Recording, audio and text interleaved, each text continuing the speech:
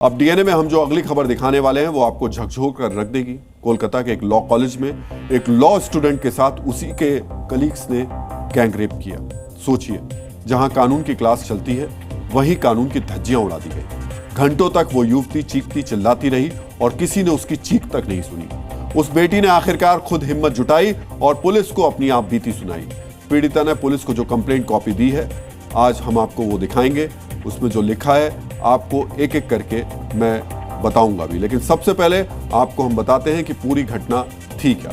25 तारीख की शाम को 7 बजे राज्य सरकार द्वारा संचालित साउथ कोलकाता लॉ कॉलेज में एक लॉ स्टूडेंट के पास 3 लोगों ने गैंगरेप किया। उसका गैंगरेप का आरोप 3 लोगों पर लगा है, जिनमें मुख्य आरोपी है मनोजीत मिश्रा, जो इस समय कॉलेज का पूर्व छात्र और टीएमसी छात्र परिषद से जुड़ा है। इसके अलावा जैब अहमद और प्रमित मुखर्जी पर भी गैंगरेप का आरोप है। दोनों इसी कॉलेज के छात्र हैं। पीड़िता ने 26 तारीख को पुलिस से शिकायत की, जिसके बाद तीनों आरोपियों को गिरफ्तार कर लिया गया। लेकिन पीड़िता ने अपने बयान में जो बताया वो आपको अंदर तक हिलाकर रख देगा। मेरे हाथ में जो पीड़िता ने कंप्लेंट शिकायत की है उसकी कॉपी है और उसमें पीड़िता ने लिखा है उन्हें यूनियन रूम में बुलाया गया। वहीं मनोजीत ने अलग बुलाकर उनसे प्यार का इजहार किया, शादी करने का दबाव बनाया।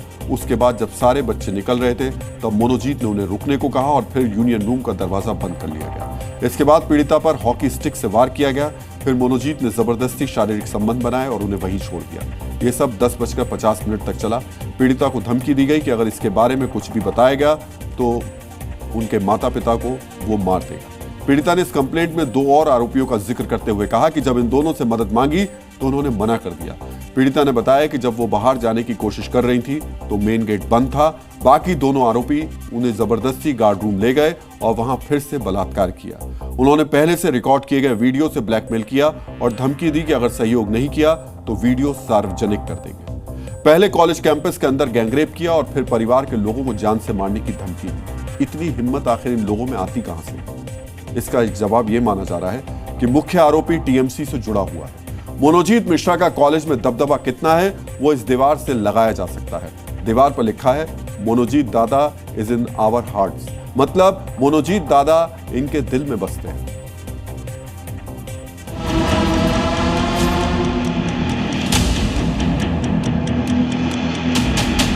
ये जो रूम आप देख रहे हैं, इसी रूम में बताया जा रहा है कि 25 तारीख शाम को एक छात्रा के साथ बर्बरता हुई, दुष्कर्म हुआ और गैंग रेप का आरोप लगाया गया। 3 आरोपियों को अब तक पुलिस ने गिरफ्तार कर लिया और फॉरेंसिक टीम आकर इस रूम को सील कर दिया है। यही है प्लेस ऑफ ऑकरेंस।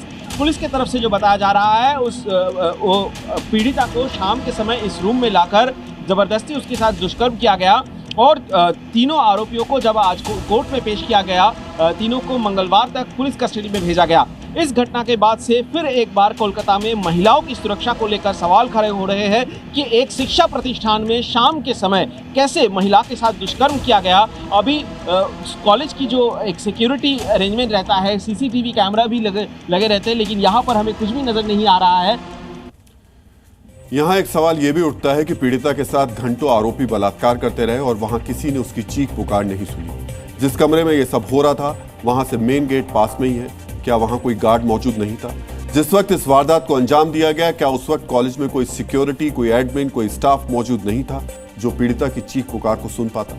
कोलकाता के एक सरकारी लॉ कॉलेज में लॉ एंड ऑर्डर की धज्जियां उड़ाती जाती है और जब लॉ एंड ऑर्डर के लिए जिम्मेदार टीएमसी के सांसद से लेकर इसको सवाल किया जाता है तो सुनिए वो कैसे असंवेदनशील बयान देते हैं।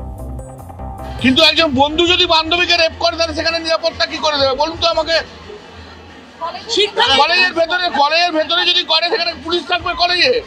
শিক্ষা ক্ষেত্র তো আরে ভাই, শিক্ষা প্রতিষ্ঠানে কি পুলিশ থাকবে? আপনি বলুন না। নিরাপত্তা কাকে দেবে? নিরাপত্তা তো তার সহকর্মীরা দেবে। সেখানে তো সহকর্মীরাই রেপ করছে, তাহলে অন্যায়টা কারা করছে? कल्याण बनर्जी ने जो कहा वो शर्मनाक है। ऐसे बयान की उम्मीद वैसे तो किसी से नहीं की जा सकती, लेकिन एक सांसद, एक वरिष्ठ नेता, सत्ताधारी पार्टी से जुड़े एक नेता आखिर ऐसे कैसे कह सकते हैं? क्या ये मान लिया जाए कि दीदी के राज में कानून व्यवस्था अब राम भरोसे है?